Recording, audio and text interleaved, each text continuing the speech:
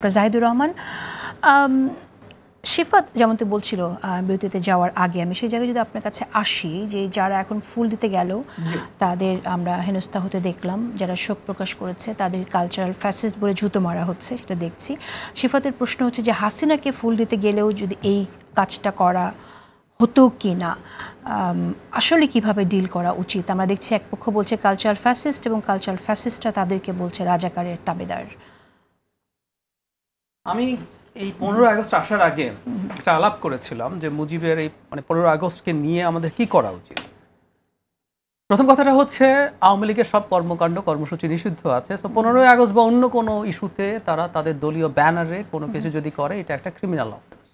এখনকার মতো তাদেরকে গ্রেফতার করা যাবে, অন্য যে কোনো কিছু করা যাবে। আচ্ছা, প্রথম কথাটা হচ্ছে এই যে 32 নম্বরে পুলিশ ছিলেন এবং অন্যান্য দলের লোকজন, বিএনপির লোকজন ছিল, শিবির গেছে, এবং এর মধ্যে ওই যে ফ্রেন্ডলি ফায়ার হয় না যুদ্ধের সময়, সেই ছাত্রলীগ মনে করে শিবিরকে পিটিয়ে দিয়েছে ছাত্র দল, এটা নিয়ে দু দলের ঝামেলা হয়েছে।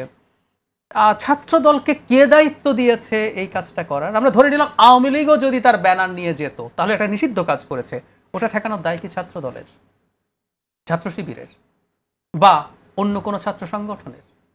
আওয়ামী লীগ যখন এই কাজটা করত, এখন ওই ইতিহাস তো অনেকের কাছে শুধু এই জুলাই আগস্ট, ইতিহাসের বহু পুরনো সিলসিলা আছে আওয়ামী লীগের বিরুদ্ধে ফাইট। যখন আওয়ামী লীগ এই লাঠিসোঁটা নিয়ে জনগণের নিরাপত্তার নামে ছাত্রলীগ যুবলীগ রাস্তাতে থাকতো, আমরা সেটা নিয়ে তীব্র প্রতিবাদ করেছি। যদি কখনো কোনো পরিস্থিতি হয়, আইন শৃঙ্খলা রক্ষাকারী বাহিনী আছে, দে আর অ্যাসাইন্ড। বাংলাদেশেও ঠিক সেই পরিস্থিতি, ধরে নিলাম কোনো স্টেপ নেবে, সেটা আইন শৃঙ্খলা রক্ষাকারী বাহিনী নেবে। পুলিশ ওখানে গেছে। এখন প্রাইভেট সিটিজেন, একজন রিক্সা চালক গেছেন, একজন নারী তার হাজবেন্ড সহ গেছেন, একজন নারী একা গেছেন, তাদেরকে ফুল দিতে দেওয়া হবে না, শোক প্রকাশ করতে দেওয়া হবে না। এটা খুবই ভুল আচরণ হয়েছে বলে আমি মনে করি, এবং এগুলোকে বাড়াবাড়ি হয়েছে বলে মনে করি। এগুলো করে না 15 আগস্টকে একটা ইস্যু বানিয়ে ফেলা হয়েছে। এখন অনলাইনেও যা যা বলা হচ্ছে, এই যে যদি আর প্রসঙ্গ আসবো, সিফাতরা মুজিববাদ বলে, আওয়ামী লীগ একটা মাফিয়া দল, তার আবার নাকি বাদ ছিল 18 সাল পর থেকে, এসব বলে না এগুলো নতুন করে সামনে ডেকে আনা হচ্ছে। অনলাইনেও এসব করতে করতে এখন অনেক মানুষ আবার মুজিবের পক্ষে স্ট্যাটাস দিতে এগুলোকে জাগ্রত করা হচ্ছে। আমি আরেকটা জিনিস যোগ করব, নোয়াখালীতে একটা ফাউন্ডেশনের নামে একটা মিলাদ মাহফিল আয়োজন করা হয়েছে। ওখান থেকে লোকজনকে ধরে নিয়ে গেছে পুলিশ, ইমাম মুয়াজ্জিনকেও ধরে নিয়ে গেছে। ওখানে নাকি ছাত্রলীগ যুবলীগ ছিল।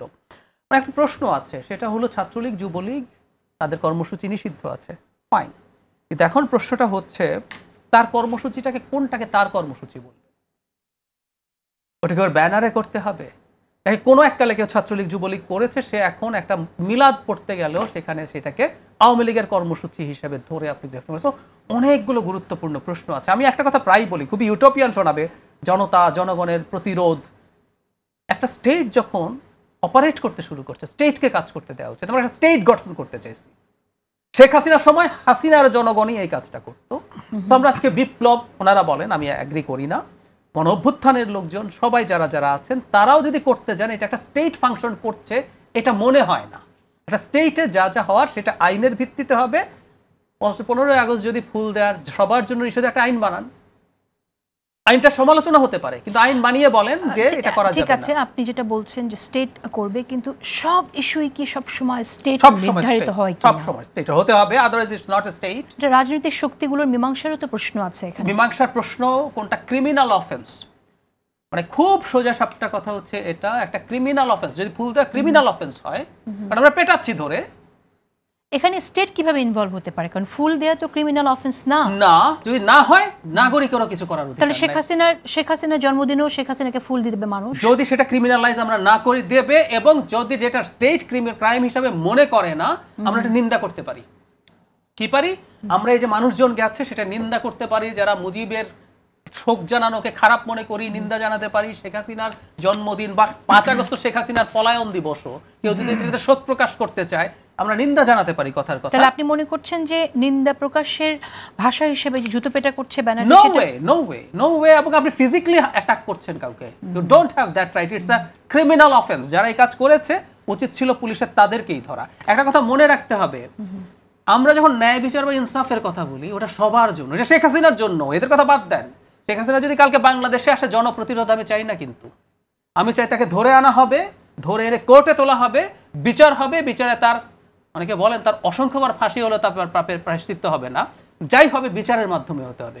জনগণের এখানে এখন আর কিছু করার। এখানে একটি প্রশ্ন আমার আপনার কাছে আছে, সেটা হচ্ছে যে স্টেট তো ফুল দিতে বাধা দিতে পারে না, জি রাইট?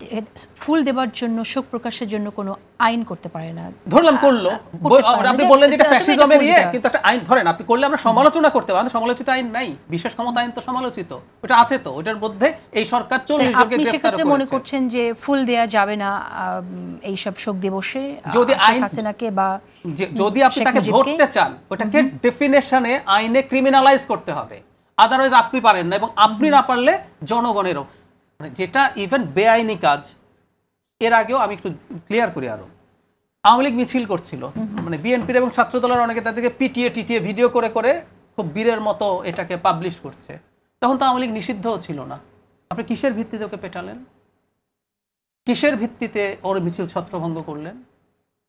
আর যদি নিষিদ্ধও হয়, আপনি সর্বোচ্চ এদেরকে জানাতে পারেন পুলিশকে যে এখানে আওয়ামী লীগ মিছিল করছে, কিন্তু ওকে ধরে পেটাতে পারেন না, তুমি মিছিল করেছো কেন, তুমি তো নিষিদ্ধ সংগঠন। এই রাইট কোনো জনগণের নেই।